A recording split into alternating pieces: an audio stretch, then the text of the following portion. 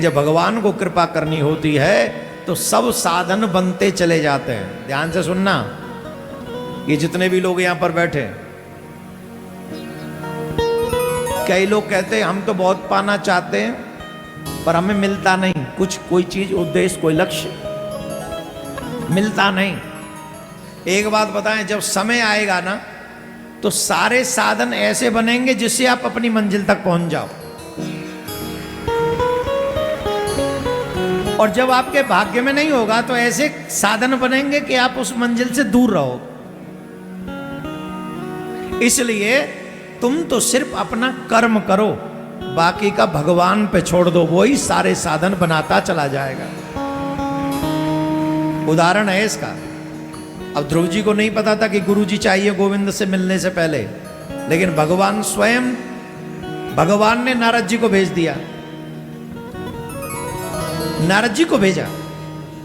ध्रुव जी ने नारद जी को देखा, छोटा सा बालक, संस्कार संपन्न है, साष्टांग दंडवत किया, साष्टांग। एक अभी मैं प्रिया कांजू के आश्रम मंदिर में था, एक बच्चा, एक परिवार आया और बच्चा था 2.5-3 साल का, 2.5-3 साल का।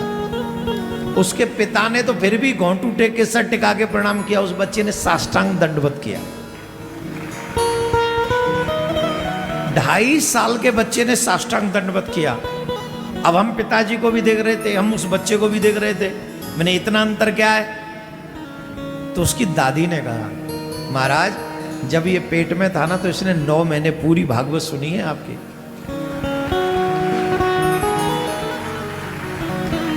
और जब भी टीवी पे या यूट्यूब पे आपको देखता है तो उसे दोनों हाथ उठा के राधे राधे बोलता है। क्या बोलता है? क्या बोलता है? क्या बोलना पड़ेगा? ये किसका असर है? संस्कारों का असर। यही संस्कार है। साष्टांग दंडवत किया। तो साष्टांग दंडवत जब किया, ध्रुव जी महाराज से पूछा नारद जी ने, कहां जा रहे हैं? बोले भगवान को प्राप्त करने के लिए, भगवान की तपस्या करने जा रहा हूं। बोले हाँ। बहुत छोटे से हो? बोले अब चाहे जो भी हो, अब तो भगवान से मिलने की ललक लग गई। बोले चलो अच्छी बात। कौन सा मंत्र जाप करोगे? बोले वो तो नहीं पता। तुम्हारे कोई गुरु हैं? बोले नहीं। बोले बिना गुरु के तो गोविंद नहीं मिलते। जब बिना गुरु के गोविंद नहीं मिलते तो तुम्हें गोविंद कैसे मिलेंगे? तुम्हारे तो कोई गुरु ही नहीं।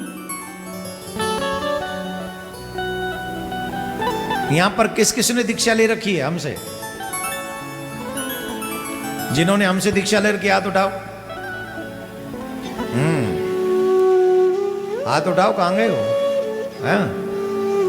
हमने कितनी बार कहा माथे पे तिलक लगाओ, लेकिन तिलक कोई भी स्टाइल का नहीं, जो तिलक गुरु लगाए वही तिलक लगाओ। कंठी पहनो। और जिन्होंने अभी तक किसी से गुरु दीक्षा नहीं ली वो हाथ उठाओ। जियो मेरे लाल। बोले अभी तो गुरुओं की परीक्षा चल रही है महाराज, जो गुरु हमारी परीक्षा में सफल हो जाएगा हम उससे दीक्षा ले लेंगे। चलो जल्दी परीक्षा में पास करवा लो, किसी गुरु को जल्दी से ले लो, क्योंकि बीता हुआ कल फिर लौट के आता नहीं है, इसलिए। हाँ, तो जिन लोगों ने दीक्षा ले रखी है, माथे पे तिलक, गले में कंठी, हाथ में कलावा, मुख में भगवान का नाम, यही है सच्चे चेला की पहचान। आओ ऐसा कर डालो। नारद जी ने कहा कि तुम्हारे गुरु नहीं है, कैसे भगवान मिलेंगे? बोले हैं मेरे गुरु। कौन? बोले आप। अरे हमने मंत्र नहीं दिया। बोले दे दो। बोले ठीक है। देवर्षि नारद ने 12 अक्षर मंत्र दिया। ओम नमो भगवते वासुदेवाय। ये 12 अक्षर मंत्र है। जिनके गुरु नहीं है उन्हें ओम का उच्चारण नहीं करना चाहिए। जिनके यज्ञोपवीत नहीं है उन्हें ओम का उच्चारण नहीं करना चाहिए। उन्हें बोलना चाहिए नमो भगवते वासुदेवाय। इस मंत्र का उच्चारण जब तक दीक्षा ना हो तब तक अपने बच्चों से इस मंत्र का जाप अवश्य करवाइए। महाराज नारद जी महाराज दीक्षा देकर चले गए।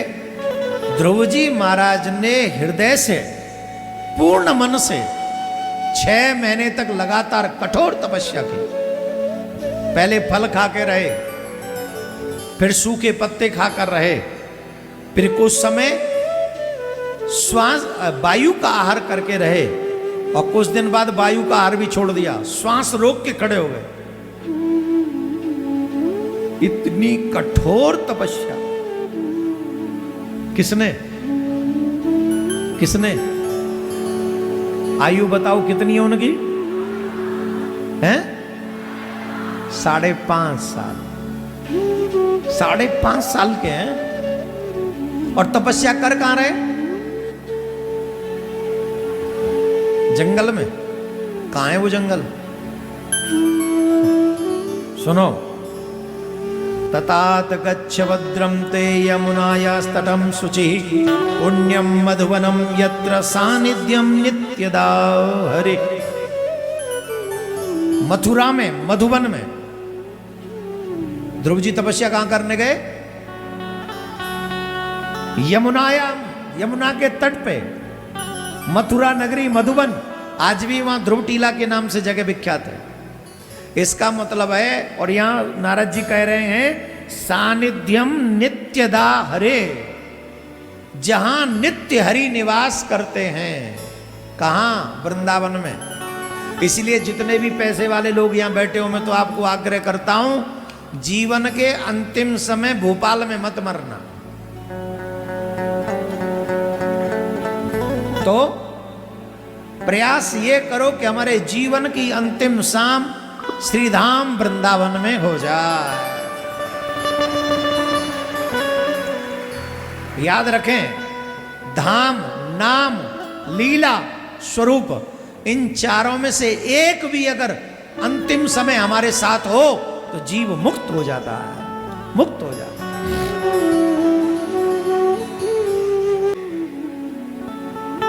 वृंदावन में जो मेरो ब्रज बन रहे हो है ना, हम तो वहीं बसने वाले अपने जीवन के अंतिम पड़ाव पर, और वहीं बसेंगे। और जिन जिनको बसना हो वो भी तैयारी कर लो और आके वहीं बस जाओ और वहीं युगल सर। अब बेटा बहू सब सेटल हो जाएं, फिर यहां काहे पड़े हो भाई? वहां जहां ध्रुव जी को भगवत प्राप्ति हुई, वहीं प्रयास किया जाए कि हमें भी भगवत प्राप्ति हो जाए। ध्रुव जी महाराज ने 6 महीने तप किया और 6 महीने में भगवान प्रकट हो गए। और भगवान जब प्रकट हुए तो भगवान ने कहा, वरदान मांगो, वरदान मांगो, वरदान मांगो। 6 वर्ष के ध्रुव हुए, भगवान सामने खड़े। यहां 70 साल के हो गए, अभी कोई चांस ही नहीं है, नाम ही नहीं निकलता मुंह से। वो 6 साल के ध्रुव हैं, भगवान सामने खड़े। और 70 साल के हैं वो भी। अभी एक चेला आए थे हमारे पास में, कलकत्ता से थे। हमने उनसे पूछा, तुम्हारी एज कितनी है? बोले 79। प्रोग्राम क्या है? तो उन्होंने अपना प्रोग्राम बता दिया। हमको बड़ा आश्चर्य हुआ, और आश्चर्य इसलिए भी कम किया हमने तो कि यही तो माया है। एक कम 80 साल की आयु हो गई और अभी भी अपने कल्याण की कोई चिंता नहीं। ध्रुव जी महाराज जब 6 साल के हुए तो भगवान सामने खड़े हैं। भगवान ने कहा, वरदान मांगो। ध्रुव जी के मुंह से कुछ निकल नहीं रहा था, कुछ भी नहीं निकल पा रहा था।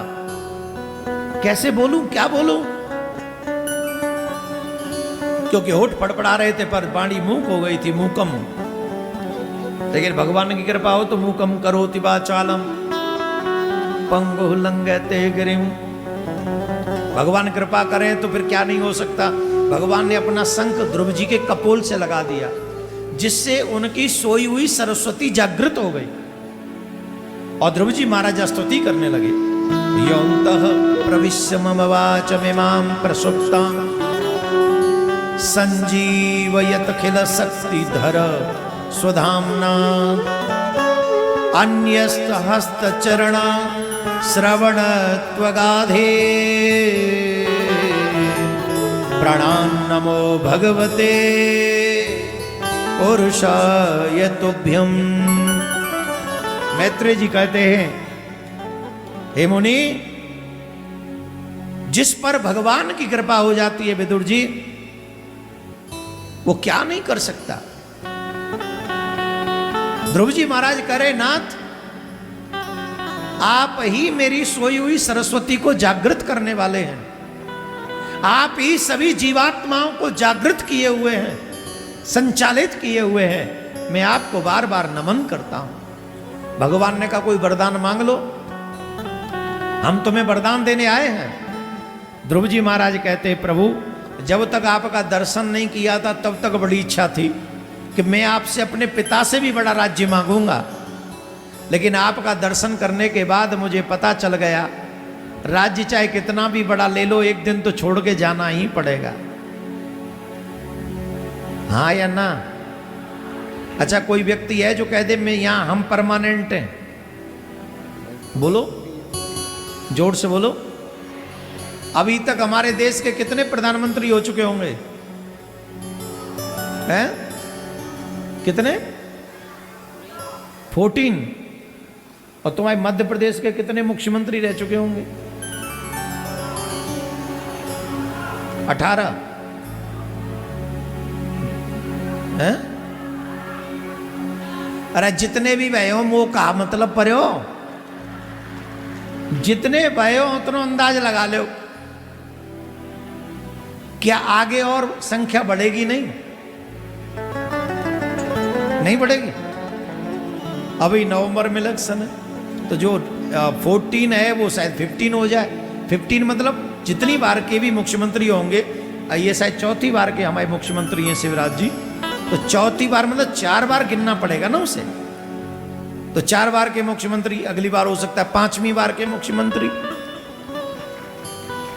ये मैं व्यासपीठ से प्रचार नहीं कर रहा हूं किसी का। अब ये तो भविष्य भगवान जाने, में भविष्य वक्ता थोड़ी। लेकिन यहां कोई न परमानेंट, यहां कोई परमानेंट थोड़ी है।